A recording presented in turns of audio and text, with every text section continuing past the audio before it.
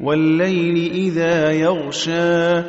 وَالنَّهَارِ إِذَا تَجَلَّىٰ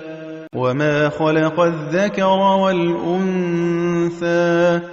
إِنَّ سَعْيَكُمْ لَشَتَّىٰ فَأَمَّا مَنْ أَعْطَىٰ وَاتَّقَىٰ وَصَدَّقَ بِالْحُسْنَىٰ فَسَنُيَسِّرُهُ لِلْيُسْرَىٰ وَأَمَّا مَن بَخِلَ وَاسْتَغْنَىٰ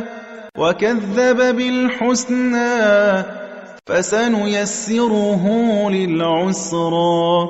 وَمَا يُغْنِي عَنْهُ مَالُهُ إِذَا تَرَدَّىٰ إِنَّ عَلَيْنَا لَلْهُدَىٰ وَإِنَّ لَنَا لَلْآخِرَةَ وَالْأُولَىٰ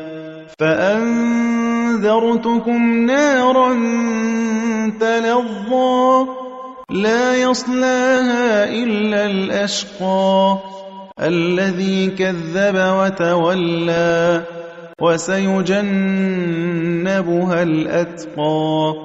الَّذِي يُؤْتِي مَالَهُ يَتَزَكَّىٰ